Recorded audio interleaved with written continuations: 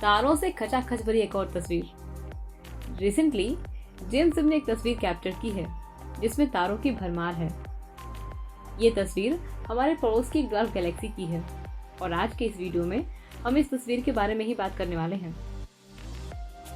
इस तस्वीर में हम एक गैलेक्सी के कुछ हिस्से को देख रहे हैं और उस गैलेक्सी का नाम है वुल्फ लुंडमार्क मिलोट।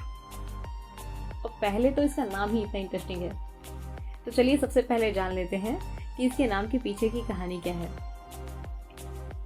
इस गैलेक्सी को मैक्स वुल्फ ने 1909 में डिस्कवर किया था।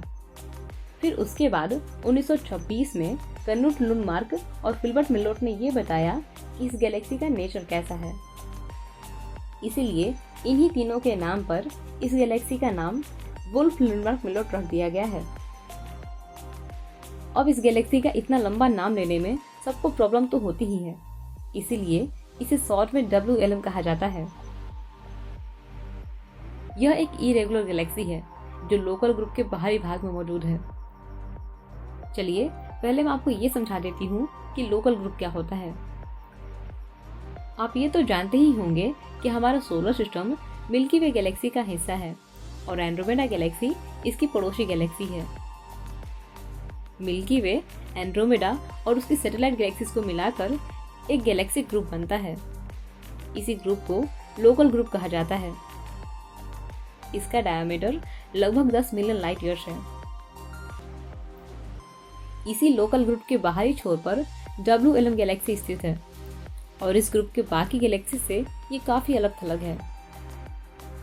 ब्रह्मांड में जो गैलेक्सीज होती हैं वो एक दूसरे से इंटरेक्ट करती रहती हैं, लेकिन इस गैलेक्सी ने कभी भी किसी भी गैलेक्सी के साथ इंटरेक्ट नहीं किया है।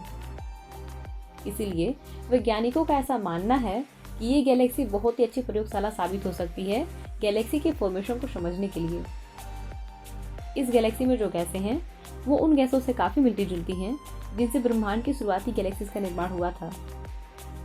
इसमें हाइड्रोजन और हीलियम से भारी तत्व बहुत ही कम मात्रा में मौजूद हैं। इन्हीं सब कारणों की वजह से ये गैलेक्सी बहुत ही इंपॉर्टेंट है और इंटरेस्टिंग भी।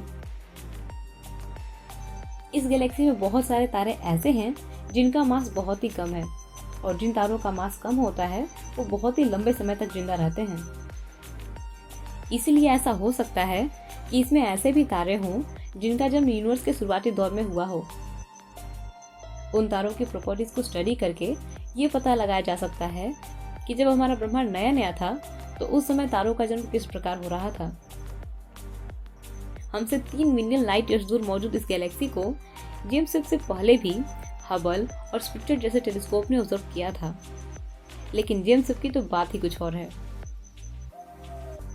जेम्स वेब द्वारा कैप्चर की गई ये तस्वीर बाकी तस्वीरों से बेटर है। ये तो आप देख ही पा रहे हैं। इसमें हमें स्पेक्ट्रम के सभी रंग दिखाई दे रहे हैं, लाल से लेकर नीले तक। ये सभी रंग तारों के अलग अलग साइज, टेम्परेचर और उम्र को बता रहे हैं जो विकास के अलग अलग दौर में हैं। इस तस्वीर में आपको जो थोड़ी सी लंबी लंबी आकृतियां दिखाई दे रही हैं वो बैकग्राउंड गैलेक्सीज हैं जो WLM से बहुत ही ज़्यादा दूर हैं, लेकिन जेम्स वेब की इनक्रेडिबल लाइट कलेक्टिंग एबिलिटी की वजह से ये हमें क्लियरली दिखाई दे रहे हैं। इनमें से कुछ गैलेक्सी इलिप्टिकल हैं तो कुछ स्पाइरल। इस तस्वीर में आपको जो ब्राइट ऑब्जेक्ट्स दिखाई दे रहे हैं वो हमारी अपनी गैलेक्सी के तारे हैं। इस तस्वीर को जेम्स वेब के नीटकैम इंस्ट्रूमेंट की मदद से कैप्चर किया गया है। हमेशा की तरह यह तस्वीर भी डिटेल से भरी हुई है, तो अब देखना ये होगा कि इस तस्वीर की मदद से साइंटिस्ट क्या क्या नया ढूंढ पाते हैं। तो इस वीडियो को यहीं खत्म करते हैं और अगर आपको जेम्स वेब टेलीस्कोप या फिर उसके द्वारा भेजी गई तस्वीरों के बारे में और भी डिटेल में जानना है तो ऊपर आई बटन पर प्लेलिस्ट का लिंक है, आप वहां जाकर वीडियोस देख सकते हैं।